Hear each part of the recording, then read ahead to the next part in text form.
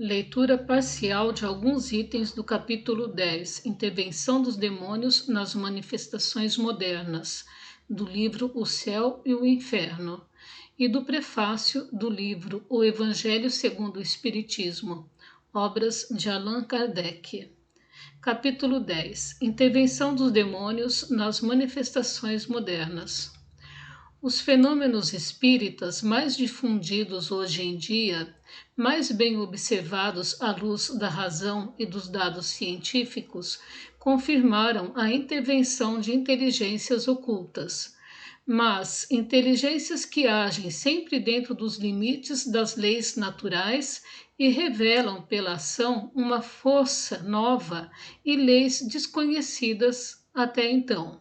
O problema se reduz em saber a que categoria pertencem essas inteligências. Enquanto se teve apenas noções incertas ou sistemáticas sobre o mundo espiritual, foi possível até ignorá-lo. Hoje, depois das observações rigorosas e dos estudos experimentais que esclareceram a natureza, origem e destino dos espíritos, seu papel no universo e sua maneira de agir, a questão está resolvida pelos fatos. Sabe-se agora que são as mesmas almas daqueles que viveram na Terra. Sabe-se também que as diversas categorias de espíritos, bons ou maus, não são seres de diferentes espécies, mas sim que estão em diferentes graus de progresso. Os espíritos que se manifestam se apresentam das maneiras mais diversas, de acordo com o desenvolvimento intelectual e moral de cada um, o que não quer dizer que não sejam originários da mesma grande família humana, estejam eles no estágio de selvagem, bárbaro ou de homem civilizado.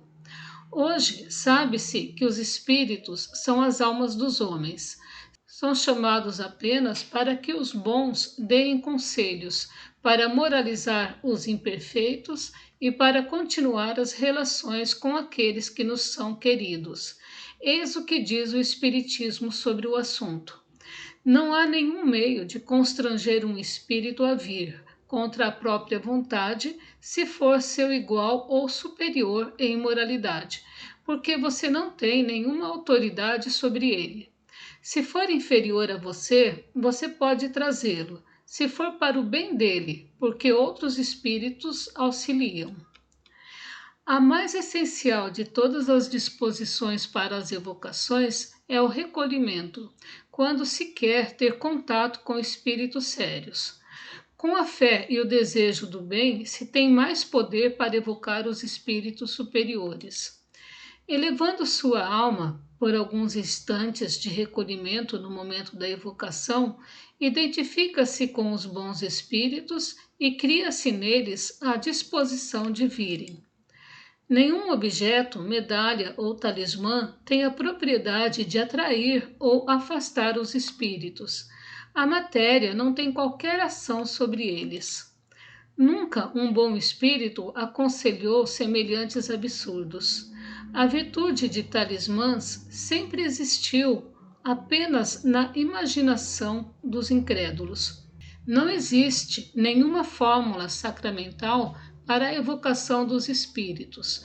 Qualquer pessoa que queira fornecer uma fórmula pode, sem medo, ser chamada de charlatã, porque as fórmulas nada significam para os espíritos. Entretanto, a evocação deve sempre ser realizada em nome de Deus. Os espíritos que marcam encontros em lugares lúgubres e em horas indevidas são os que se divertem à custa de quem os escuta. É sempre inútil e muitas vezes perigoso seguir tais sugestões. Inútil porque nada se ganha, além da mistificação. Perigoso não pelo mal que esses espíritos possam fazer, mas pela influência que tais fatos podem exercer em cérebros fracos. Não há dias nem horas especialmente propícios para as evocações. Isso, como tudo o que é material, é completamente indiferente para os espíritos e seria superstição acreditar nessa influência. Os momentos mais favoráveis são aqueles em que o invocador está menos envolvido possível em suas ocupações habituais, em que seu corpo e seu espírito estão mais calmos.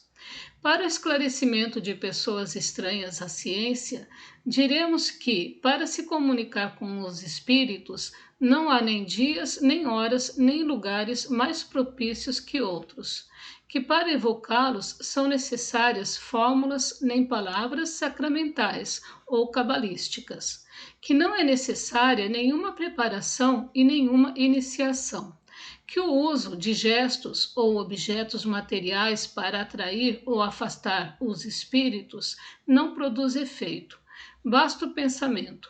Enfim, que os médiuns recebem suas comunicações sem sair do estado normal, tão simples e naturalmente como se fossem ditadas por uma pessoa viva. Só o charlatanismo poderia adotar maneiras excêntricas e acessórios ridículos. Em princípio, o homem não deve conhecer o futuro, a não ser em casos raros e excepcionais em que Deus permite sua revelação. Se o homem conhecesse o futuro, negligenciaria o presente e não agiria com a mesma liberdade, porque seria dominado pelo pensamento de que se algo vai acontecer, ele não tem com que se preocupar, ou mesmo tentaria entravar o acontecimento. Deus não quis que fosse assim, para que o homem pudesse contribuir com a realização das coisas, mesmo daquelas que gostaria de evitar. Deus permite a revelação do futuro quando este conhecimento prévio possa facilitar a realização de alguma coisa, em vez de impedi-la, induzindo a um comportamento que seria diferente sem tal conhecimento. Os espíritos não podem conduzir pesquisas científicas e descobertas. A ciência é obra do gênio, só pode ser adquirida pelo trabalho, porque apenas pelo trabalho o homem avança em seu caminho. Que mérito haveria em perguntar aos espíritos para saber tudo? Assim, qualquer imbecil poderia se tornar um sábio. O mesmo se dá com as invenções e descobertas na indústria. Quando chega o tempo de uma descoberta, os espíritos encarregados de dirigi-la procuram um homem capaz de executá-la e lhe inspiram as ideias necessárias, de maneira a deixar-lhe todo o mérito da execução, porque é necessário elaborar as ideias para executá-las. É assim que acontece com todos os grandes trabalhos da inteligência humana. Os espíritos deixam cada homem em sua esfera. Não entregarão os segredos de Deus para um homem que está pronto apenas para cavar a terra, mas saberão tirar da obscuridade o homem capaz de desincumbir-se de seus desígnios. Não se deixem, portanto, levar pela curiosidade ou ambição em um caminho que não é o objetivo do Espiritismo e que levaria às mais ridículas mistificações. O Espiritismo não pode levar à descoberta de tesouros escondidos. Os espíritos superiores não se ocupam dessas coisas, mas os zombeteiros muitas vezes indicam tesouros que não existem ou podem mostrá-los em um lugar quando estão em outro completamente diferente. Isso tem a utilidade de mostrar que a verdadeira fortuna vem do trabalho. Se a providência destina riquezas escondidas a alguém, esta pessoa as encontrará naturalmente, ao contrário de outras que não encontrarão. O Espiritismo, esclarecendo sobre as propriedades dos fluidos, que são os agentes e meios de ação do mundo invisível e constituem uma das forças e um dos poderes da natureza, nos dá a chave de uma enorme quantidade de coisas não explicadas e impossíveis de explicar por qualquer outro meio, e que, em tempos passados, foram vistas como sobrenaturais. Revela também que o magnetismo é uma lei desconhecida ou pelo menos mal compreendida. Melhor dizendo, conhecem-se seus efeitos porque se produzem o tempo todo, mas não se conhece a lei que produz estes efeitos. E a ignorância sobre esta lei faz nascer a superstição.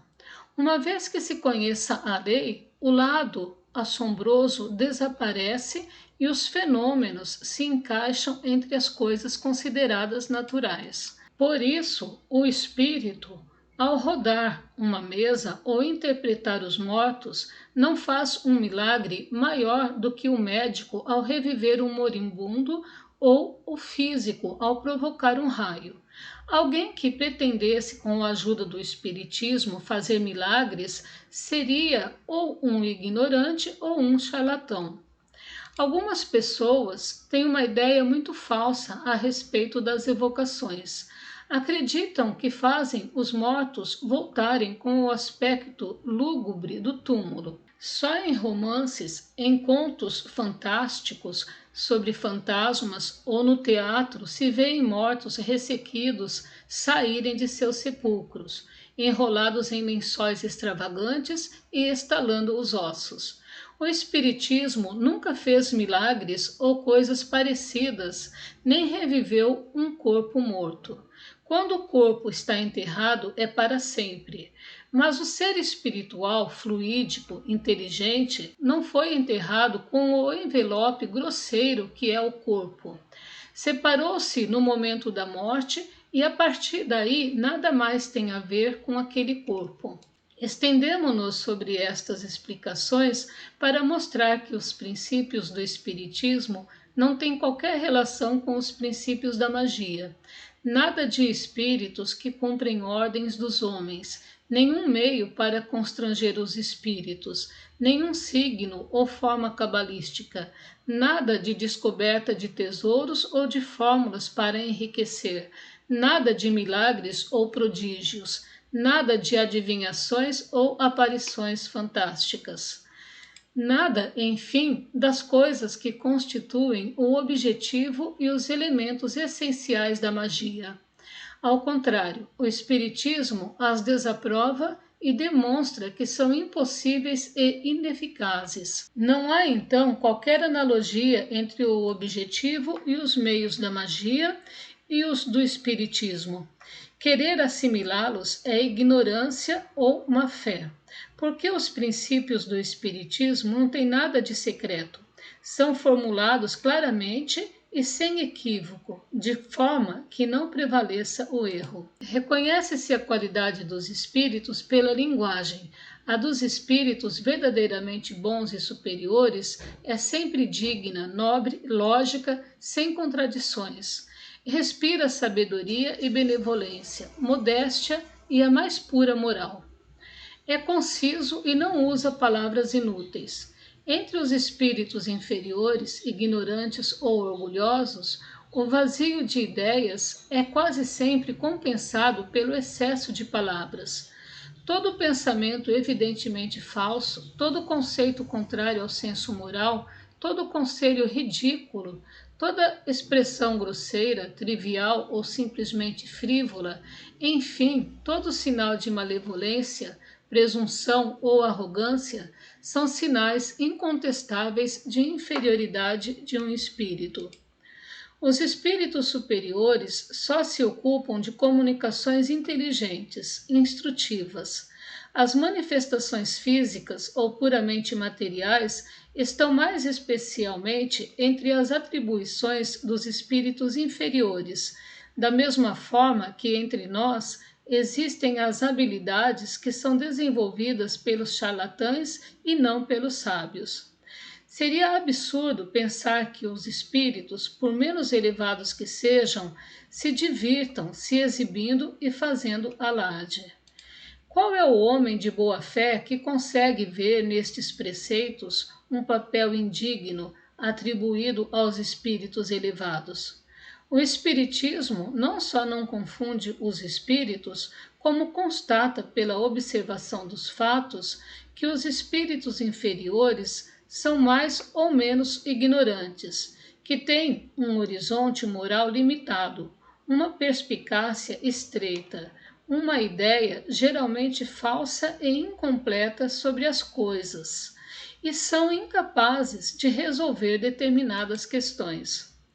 O Espiritismo diz que as almas não podem vir sem a permissão de Deus, e é ainda mais rigoroso. Diz que nenhum espírito, bom ou mau, pode vir sem essa permissão. E o Espiritismo vai mais longe, diz que, mesmo com essa permissão, quando vem a chamado dos vivos, não é em hipótese alguma para se colocar sob suas ordens. O espírito evocado vem voluntariamente ou é constrangido a vir? Ele obedece à vontade de Deus, quer dizer, à lei geral que rege o universo. Julga se é conveniente vir e ainda se é de seu livre-arbítrio. O espírito superior sempre vem quando chamado para um objetivo útil. Só se recusa a responder a pessoas pouco sérias, que tratam o fato como brincadeira. O espírito evocado pode recusar o chamado e não vir? Perfeitamente. Ou como ficaria seu livre-arbítrio? Vocês acham que todos os seres do universo estão às suas ordens? Mesmo vocês se acham obrigados a atender a todos que os chamam? Quando digo que um espírito pode se recusar a vir, me refiro ao pedido daquele que evoca, porque um espírito inferior não pode ser constrangido a vir por um espírito superior. Os espíritas têm tanta certeza de que não exercem nenhum poder direto sobre os espíritos e de que nada podem conseguir sem a permissão de Deus, que quando chamam qualquer espírito dizem: peço a Deus Todo-Poderoso que permita a um bom espírito comunicar-se comigo. Peço também que meu anjo da guarda me assista e afaste os maus espíritos. Ou então, quando se chama um espírito determinado: peço a Deus Todo-Poderoso que permita ao espírito tal comunicar-se comigo. Claro que mesmo no espiritismo pode haver pessoas que abusam e jogam com as evocações, que deturpam seu objetivo providencial para submetê-lo ao interesse pessoal, que, por ignorância, imprudência, orgulho ou cobiça, se desviam dos verdadeiros princípios da doutrina. Mas o espiritismo sério os desaprova, como a verdadeira religião desaprova os falsos devotos e o excesso de fanatismo. Sem nenhuma dúvida, Cristo é o divino Messias, enviado para ensinar aos homens a verdade e lhes mostrar o caminho da salvação. Mas contai, e somente após a sua vinda, quantos não puderam ouvir-lhe a palavra da verdade? Quantos morreram e morrerão sem conhecê-la? Quantos, finalmente, dos que a conhecem, a põem em prática?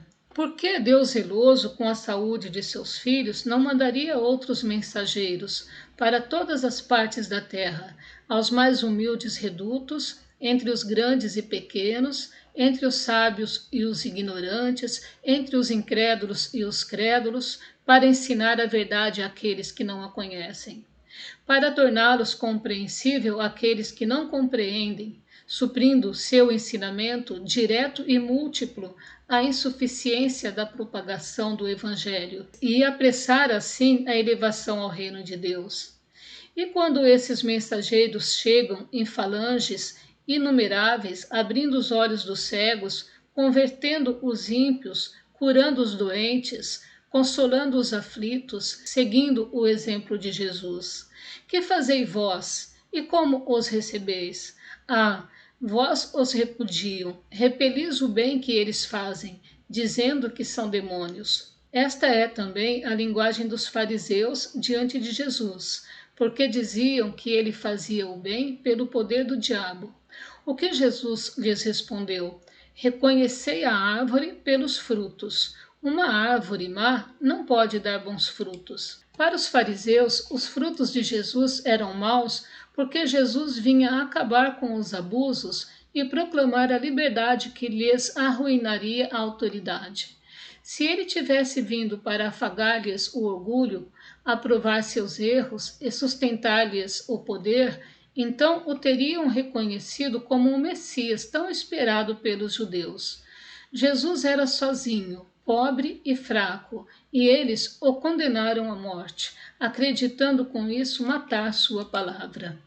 Então Deus, em sua misericórdia, envia os Espíritos para confirmar a palavra do Cristo, completá-la, colocá-la ao alcance de todos e esparramá-la por toda a terra. Mas os Espíritos não estão encarnados em apenas um único homem, cuja voz foi limitada. São incontáveis, vão a todas as partes e não podem ser tolhidos. Eis porque seu ensinamento se espalha com a rapidez de um raio. Falam ao coração e à razão, por isso são compreendidos pelos mais humildes. Onde alguém viu que o Espiritismo tenha atribuído coisas triviais a espíritos superiores? Ao contrário, afirma que as coisas vulgares são produtos de espíritos vulgares. Mas, pela própria vulgaridade, só atiçaram as imaginações, serviram para provar a existência do mundo espiritual e mostraram que este mundo é muito diferente do que se pensava. Era o começo, era simples como tudo que começa, mas a árvore, só porque saiu de uma pequena semente, não deixa de desenvolver sua folhagem. Quem acreditaria que da miserável manjedoura de Belém sairia a palavra que deveria transformar o mundo? Prefácio do livro O Evangelho segundo o Espiritismo. Os Espíritos do Senhor, que são as virtudes dos céus, como um imenso exército que se movimenta, ao receber a ordem de comando, espalham-se por toda a face da terra. Semelhantes a estrelas cadentes, vêm iluminar o caminho e abrir os olhos aos cegos. Eu vos digo, em verdade, que são chegados os tempos em que todas as coisas devem ser restabelecidas no seu verdadeiro sentido, para dissipar as trevas, confundir os orgulhosos e glorificar os justos. As grandes vozes do céu ressoam como o toque da trombeta e os coros dos anjos se reúnem. Homens, nós vos convidamos ao divino concerto, que vossas mãos tomem a lira, que vossas vozes se unam, e, no hino sagrado, se estendam e vibrem, de um extremo do universo ao outro. Homens, irmãos amados, estamos juntos de vós. Amai-vos também uns aos outros e dizei do fundo do vosso coração, fazendo a vontade do Pai que está no céu: Senhor, Senhor, e podereis entrar no reino dos céus.